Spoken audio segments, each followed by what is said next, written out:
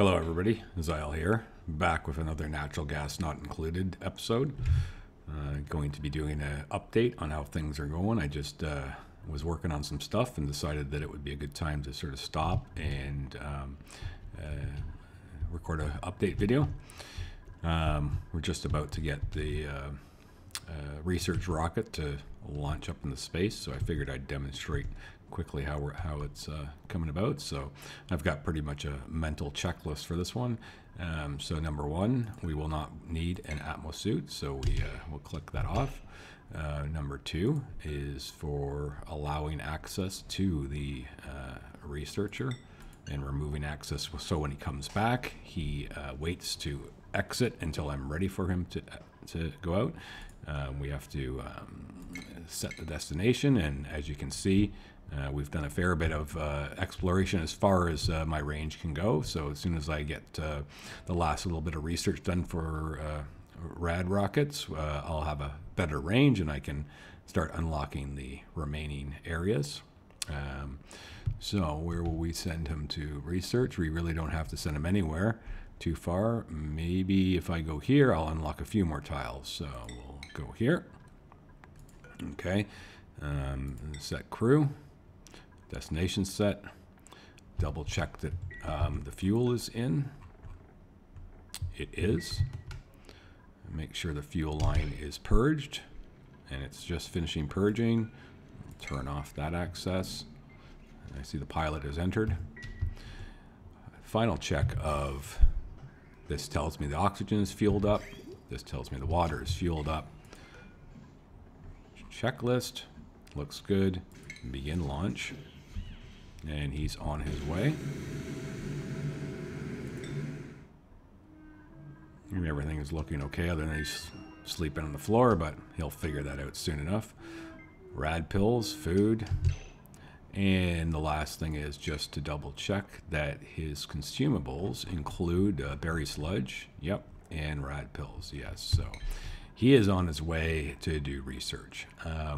Done quite a bit of exploration and research with him, and it's working out very good.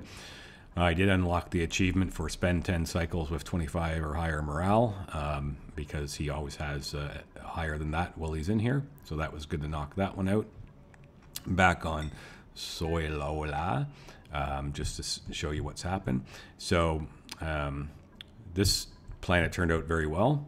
We have a hydrogen vent, which is obviously going to be used to provide power to the planet, pretty much infinite, and our natural gas, which is something that we don't have on the home planet, and we need natural gas to make frost burgers to run the gas grill, so we'll be importing our gas. So that system is pretty easy. The gas gets pumped up here into the loader, and then we're filling, and we are in the progress of filling the rocket. The other thing that we're doing is harvesting this planet for resources that we need. So right now, believe it or not, he is getting us rock minerals. So while we're loading the gas, he's running around picking up rock, because back home, believe it or not, we have mined out this place of every last drop of rock. I have nothing left to build with. You can see this is waiting for igneous rock. I can't finish my gas line because of that. So he's bringing back rock from the other planet so we can do more building on this one. Now, how is the gas going to work? Well, when it gets back here, it will, and you can see I have expanded this. We have lead suits, so now when we go outside, we are able to not get radiated. I'm blocked off more or less it from radiation with plastic tile. This is, I will eventually be expanding this upwards for another at least one room, so I can add 2 more dupes, as well as I will probably end up utilizing this space at some point as well. And there are plans to shift all this over and to be able to build more rockets if necessary. I'm not sure if I need more rockets, but if I do desire a third one, fourth one, then I'm just going to do a major move and move the almost like the spaceport in and out area over a considerable amount and add one or two more. As well as we got the the hatches going.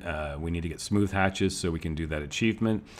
So I've just used this temporary farm until I get all smooth hatches, and then when we finish the achievement, we will just eliminate them all and use them for a barbecue, and then be able to repurpose this for something better, because we are not going to be using hatches for anything other than to get the achievement done.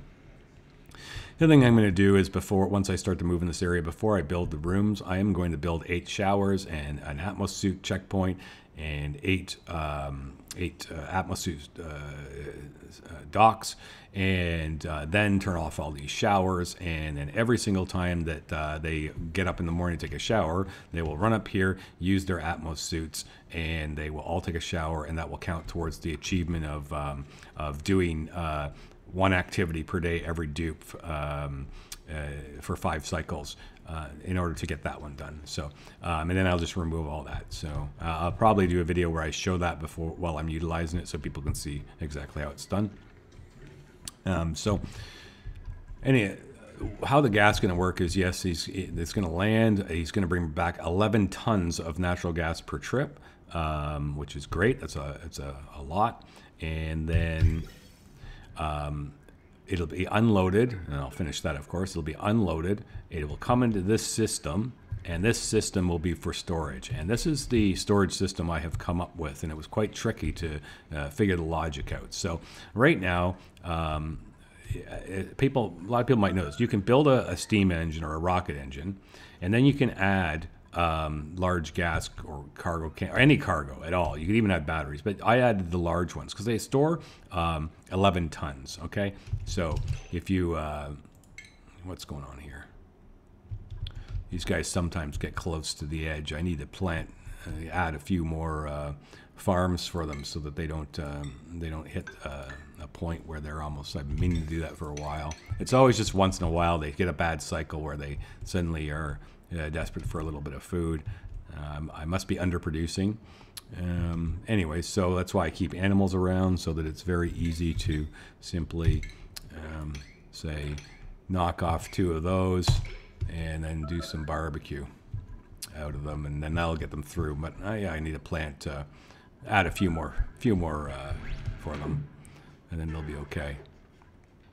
So make sure that he's going to cook something, and that should be fine. Hopefully he's not going to perish in that shift. So yeah, he should be fine. Okay, so back to the system. Yeah, so you can build these things and use them despite this not really being a rocket. Okay, so it's like internal storage, and it's very powerful because it's 11,000 kilograms. So just to compare, this is what Klee wants you to use for storing gases. This holds 150 kilograms for what is essentially 3 by 5, 15 tiles of space, not including that you have to put it on something, but 15 tiles in order to store 150 kilograms. It's more effective if you're storing gases to simply, I can't even draw it in because maybe I can do it with metal tile. It would be more effective for you to do this. And this is the same space as a gas reservoir, right? Okay, so gas reservoir will hold 1 kilogram per square ratio. I believe that's, no, or is it, it's got 150 or 10 kilograms per square, right? 10 times 15 squares is 150. So out of the 15 squares, you're getting 10 kilograms of value. But if you were just pump gas into here using a plastic like a high pressure vent, then you could get 20 kilograms per square. Now, there are tricks to do infinite gas storage and infinite water. I don't ever use those. I think that is going outside of the intentions of the game.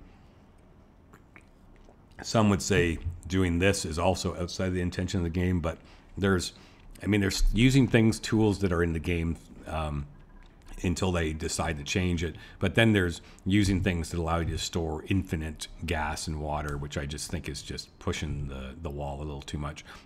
So if you were to pump gas and you could get 20 kilograms per square in here before the gas vent would overpressurize, similar to like in here, I did that. Gas vent is overpressure, and if you look at the hydrogen, there's 20 kilograms. So if this only allows you to get 10 kilograms per tile allocated, and this allows you to get 20 by just pumping it in, then this is always superior to do, and it's expandable. You could make it larger if you wanted to, right? However,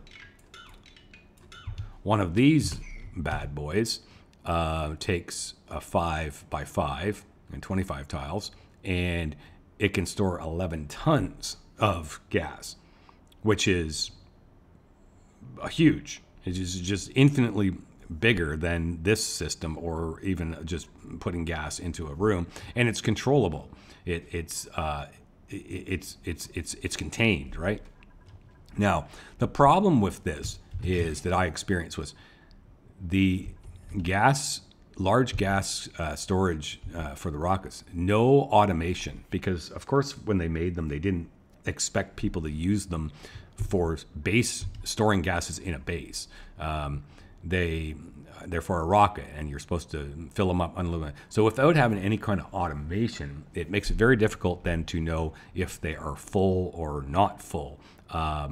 So that I wasn't happy about, because what I wanted to be able to do, and I've done this with my chlorine, so any chlorine that I happen to find or vent out or comes from wherever, various systems, I don't have that much of it, but if I do, comes in here and goes into the port loader. And the port loaders have no filters, so you just have to put everything into it. What that also means is port loaders do not allow you to tap off of the input and then vent, because they're all input. So no matter what you add into it, it's considered in. There is no off flow allowed. So you can't pull that trick with these.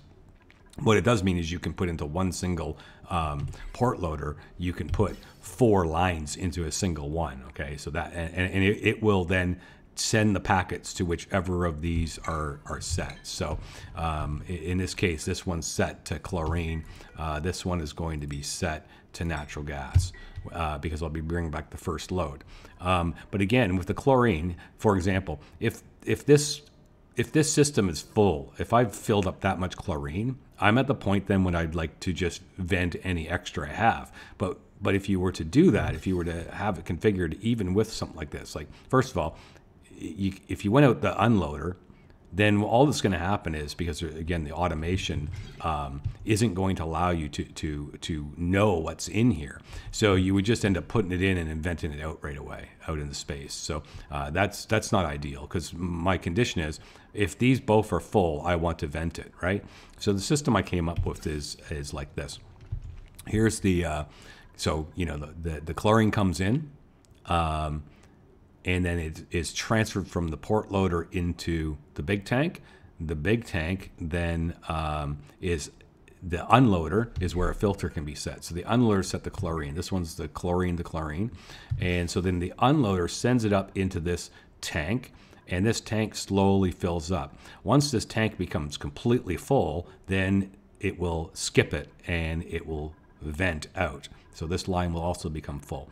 The problem is if you don't have anything to say, don't just vent, I want to store stuff up, then all it would do is the packets would come in, it would come out here, it would go into this chamber, and when this chamber gets completely full, it would then just fire them out into space. But the main tank would remain empty.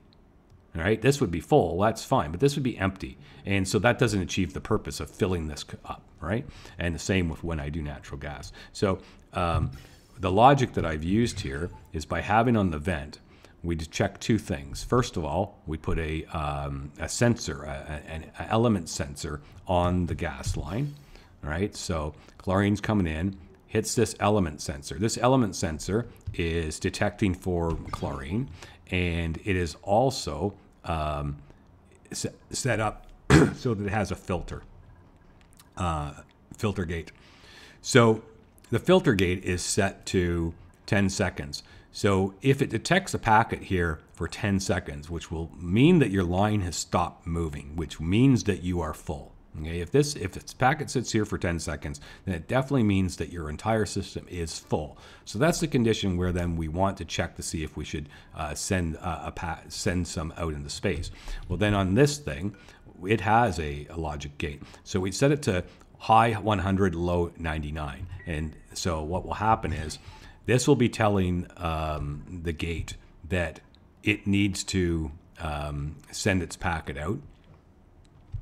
And then this will be telling it, I'm full, so I need to send one out. And the AND gate will then open the vent, right? And the vent will open and one packet will escape out and it will shut down. And then if it comes true again, it will vent one out and shuts down. So it's going to keep your line from not backing up larger and larger and larger. It's going to keep it clear. So basically, once I've got my desired amount, then it'll just vent to space. I did just recently reconfigure these. So right now, don't get confused at how I'm doing this. This is natural gas and this is chlorine, but my automation is reversed because I just literally just decided I was doing it differently. So I just merely have to flip these around. Like this one should be here and this one should be here. So that I'm going to fix later. But that's basically how the system works. So it's a pretty clever use of the large gas cargo canister paired up with a gas reservoir, paired up with some logic that will achieve the result of filling this completely up, full of the gas you want, and then as more than this comes, it will eject packets out slowly so that it will not back up. And of course, you can change the filter. It can go lower, I'm sure, and still be then operating faster. Or you could put a buffer in to this vent. So, if we detect that situation, then the buffer would hold the signal for X amount of time, and you would vent a certain amount. So, until I back something up like that, I'm not really that concerned about testing it. I know that the logic works. So, the matter of the timing and how much do I eject, that I can play with depending on what kind of gas I'm dealing with. So that's the gas storage. Now I will likely use 2 of these for natural gas, build up at least like 22 tons of it, just to be sure that I don't have to make a whole bunch of trips. I'm only going to be using it for the gas grill, so it's going to last a long time. And of course, that will lead towards being able to operate, run a line down here into this gas grill, and then we will be setting up ourselves to do frost burgers because we are at that point. I have the sleet wheat I need. I am starting to fill this up so that I can then crack it out and it'll be vacuumed, and then I can add another level of this because natural harvest, I need a minimum of 20, and this is for 16 dupes. I need a minimum of 20 sleet wheat plants when I'm letting them die on the vine. Then it needs barbecue, which we all know where the barbecue is coming from the PIP system. And then, of course, you need lettuce, and this is the small lettuce farm I added. This door is, no one can go in here. It's all automated. The bleach stone is stored in water. This has access to the bleach stone and 8 tile farms, and it's like 7.2 that you need to do 16 dupes frost burgers worth of lettuce that you'll need. So I've made 8. So this will slightly overproduce. And this I will do another 9, and it will really overproduce. But the idea there is that for the extra dupes, I want to be making extra food. So frost buns and barbecue will likely be extra, but probably the barbecue will be dedicated to the frost burgers, but the excess frost buns and also need extra for making berry sludge for the pilots. So having lots of extra sleet wheat for those items is going to be good within the system. So I'm going to add 9 more in here, and that's going to cover that. And I'm assuming that with all the pips I have, plus the Drecos, the barbecue meat will be more than sufficient as well. And then I will be producing frost burgers that will feed 16 dupes very consistently. And then that's what we will send to the fridges. So that's that whole system that I've been working on, and pretty much ready, where frost burgers are going to start very soon. Just want to double check on this guy, make sure that we're making some barbecue and that he's going to get some food in him. And it appears that some barbecue is being made.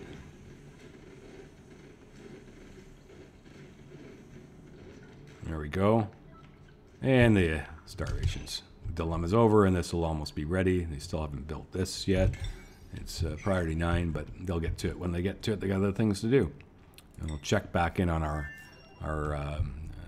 mining of this asteroid. Let's see how our gas canister's doing. It's getting there. It's getting there. And he should be still loading this up. Yeah, so until these both are full, we're not pulling out unless, you know, there's a reason for it. But usually the reason I leave is because this oxygen atmosuit system will run out of like, he'll eventually just not go back outside because there'll be not enough left for him, and then that's when I'll leave. Until that time, it's never food or stress or radiation that's a problem, because all that's covered. It'll simply be that this the oxygen comes to an end, and then it's time to go. So that'll be finished up soon enough. Looking at the star map, I did find some new planets. This is the regolith planet, which I may dig into and explore at one point, but I see some cold area here, some obsidian, but I really don't see a whole lot on it that immediately that draws my eye to anything. So I'm not that quick to be wanting to go there. We know what this planet's for. It has algae asteroids, which is really nice. I believe it does. And maybe this was already here before, but I think it does have algae. But we know that in this is where I got to go to get, I believe it's called fullerene, or no, graphite to make fullerene. So this will have to get conquered at some point. And another one is this one, Dripial. Dripial is looking interesting. It looks like it's swampy, and I have my suspicions that perhaps because of the swamp, that this is where the tree will be.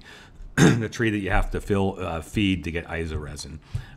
So I will be having to conquer this one in the future as well. Snoista. Not sure. There is a crushed satellite here, but I'm not entirely sure what the composition of this planet is. I assume it's going to be cold. I see a lot of rust activity. Again, it'll get settled. So I'm getting that stage now. The main base is almost done to where I want things to be, and then it's going to be about expanding colonies to all these places. And I'll do a video demonstrating how I do it, because my routine is pretty much the same on every planet. I have a specific way, style of rocket that carries 2 dupes in. I have a way of dropping what I need down, building to land, landing the rocket, allowing the dupes to work out of the rocket, quickly developing so a couple bedrooms, like a little, almost like mini base, and setting up, finding a water source and setting up a hydra system. And if I can't find a reliable water source, and even if it's just a bunch of water that I can pool up, but if I can't find that to basically run a hydra for a little bit of power plus the oxygen generation, then what I do is I transfer with a large cargo container and some steel of large water storage, and I bring water from somewhere else and set that up. But usually on every planet there is a source of water, including just pools of it. So usually that's what I do. I land, I set up a mini base so that someone can actually live there. I build a mini printing pod. I get things stabilized oxygen wise, maybe set up some initial food farming, or just deliver a bunch of berry sludge into it.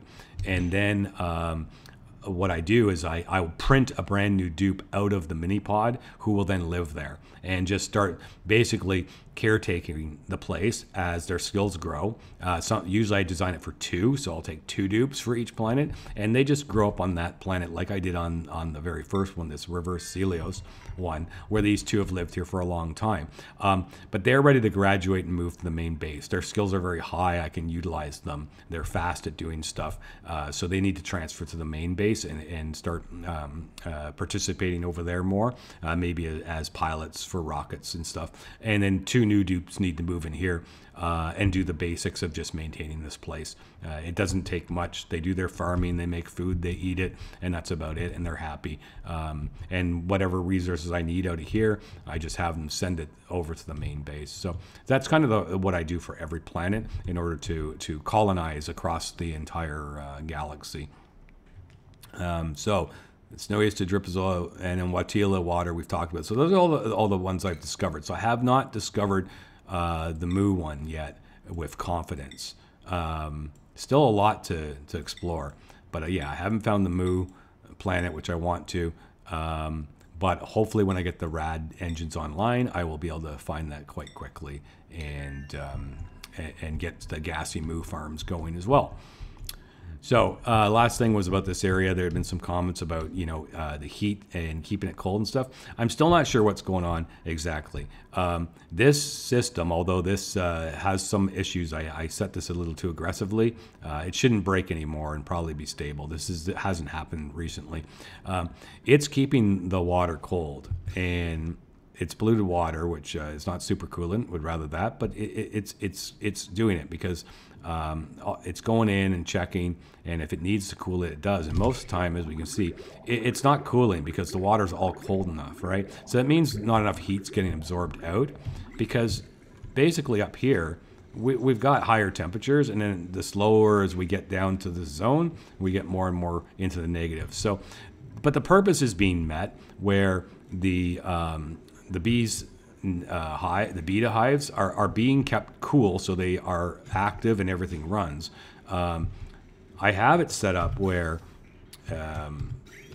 radiant pipes to, and split up so it goes, like, it's not like it goes through all 4 of them and then by the time it gets here it does nothing. It's like it's split up properly and it's just slowly working its way through. So it gets time to dump its coolness, and we can see it comes in at 7.5 here and it exits 6.1. So it is dumping its the cold energy into the templates behind it, right? And we can see the temperature plates though are sitting at -3, so it is mixturing, and then the metal tiles. So overall, I think that it's achieving the purpose, which is keeping these areas cold enough that these stay alive. And it's never failed me. I've never had an issue where they were getting too hot or anything.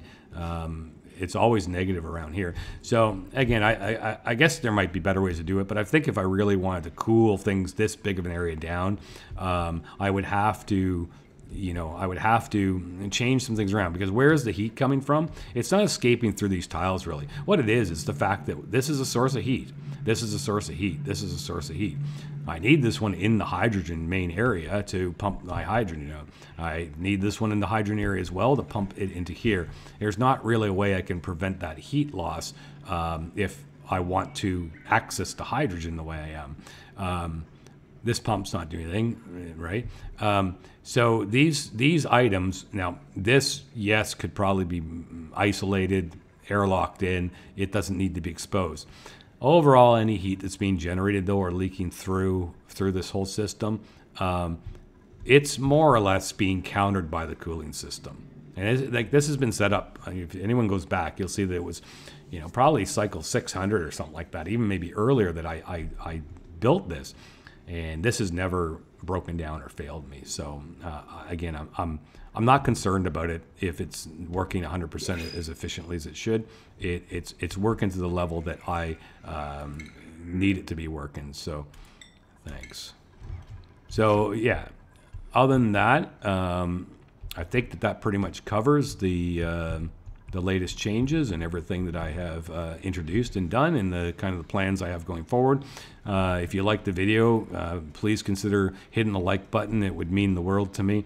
If you subscribe, I also would be very, very happy about it. And because I have 5 subscribers and my goal is to get to 10. And I know that you've heard that before from other YouTubers where they say, oh, I'm almost to 100,000 subscribers, please subscribe. Well, I'm almost to 10, so I really would appreciate anyone who subscribes. And people who comment, always happy to have feedback. Might start naming dupes after. I've been naming all the dupes after Star Wars characters. Don't ask me why. I'm not that big of a Star Wars fan. It just seemed like there was going to be a lot of names and fit the whole theme. I think it's because whenever you start a new game, they all get that buff called A New Hope. So I just decided to start naming things after Star Wars stuff. But I might start naming new dupes after people who leave comments on my YouTube videos and tell me what they want a dupe name. So if you leave a comment on this video and you say, hey, I want you to name a dupe after me, here's the name. As long as it's not anything offensive, I will do that, because as people have probably noticed, I don't swear in these videos or anything, because I want to keep it family friendly. So anyways, thanks for watching, and we'll update you in another day or so to how things are going, and everyone enjoy the rest of your day.